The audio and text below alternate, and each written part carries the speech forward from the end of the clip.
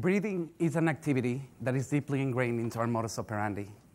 It's colorless, so we don't really see it. It's odorless in the best of cases, so it's difficult to perceive. Our routines are made up of activities that, just like breathing, are very difficult to notice and are very difficult to manage. In aggregate, however, all these activities define who we are and how we live. A daily disruption is a tool and a construct that can help us become aware of that status quo. Let's take a step back and use an example. In the case of breathing, when we breathe, we take air in and we allow oxygen into our bodies. So we go, and we take life in, and then we let it out. It's a very simple example to make a very simple process apparent, but nothing is complete in this example of the daily disruption until, and that is until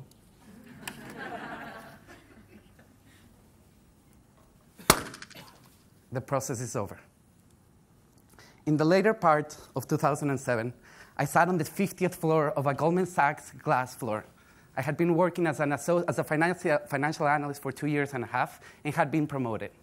I couldn't believe what was happening to me. Partner managing director in front of me welcomed me to the fast track. I had, in the process of this, lost half of my hair, gained a significant amount of pounds that you can tell I have lost since, I hope, and just simply dedicated myself fully to my work. I was extremely proud of the accomplishment and headed back to my desk to realize and receive love from loved ones, emails and phone calls. And chief amongst this was one from Jose Rafael, my brother from the soul, a friend from Ecuador. He called and said, Edu, we have to celebrate this grandly, and this is the plan. We're going to go to the Florida Keys. We're going to set up tent. You're going to grow up Rastas, your lifelong dream. And we're going to escape the corporate culture. And so I flew down to Florida. Weather delay got in the way, and my flight was rerouted and rescheduled. I got there 2 hours behind schedule, and as soon as I landed, Jose calls and says, I'm on my way. It's not necessary, please don't worry, I made it. But he said, you're my VIP promotee from Goldman Sachs. I need to pick you up. That's how I treat my guests. So I waited on the curb of the airport, started banging the Bob Marley beats and reading commodity industry reports, and waited, and waited, and waited. I sent a text and no response. I made a phone call, and it went missed. So I kept on waiting for a little longer, placed another phone call, and again, no response. What I did then is start reaching out to friends, asking them, have you heard from Jose Rafael? Do you know where he is? But it wasn't the proper time to be asking. This was already 2:30 in the morning. It's been about 2 hours.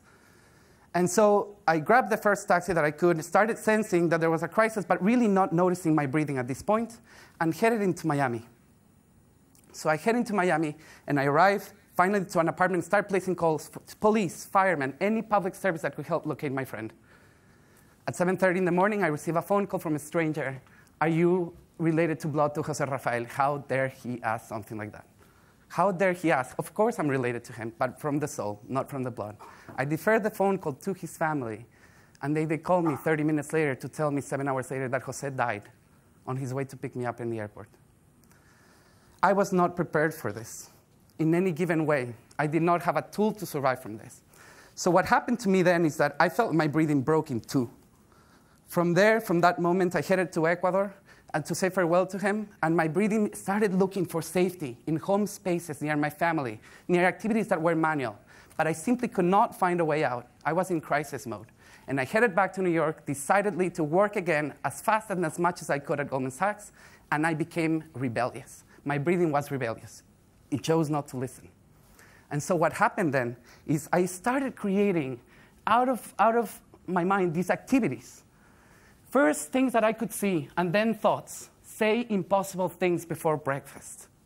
Thoughts started populating into paper, very easy activity, that then became something about feelings. These papers became my therapy. This solitude sinks in the heart. It kills the plants. And it's here that I plant my idea of what a daily disruption does. It is meant to be an activity that is easy to access and that simply helps us break our routine.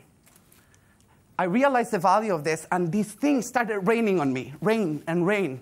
Images, ideas, feelings, and thoughts started populating paper. And I, little by little, became aware and empowered. Aware and empowered, why? Aware because I had moments to think about my routine and notice the things that were happening around me, realize my status quo. I was no longer a victim of time. And then second, we can become empowered with a daily routine because they give us a tool to work when life comes and hits us with the things that we're not expecting that are going to happen. So here is a little bit of my truth. Go home and find a daily disruption, an activity that ideally is manual, so that you become empowered and aware of the things that are happening around you. And then you'll be able to do what I think I felt like I have been able to do, which is you grab life by the face or the neck, and you look at it, and you see it for what it is, and you learn to love it. Thank you.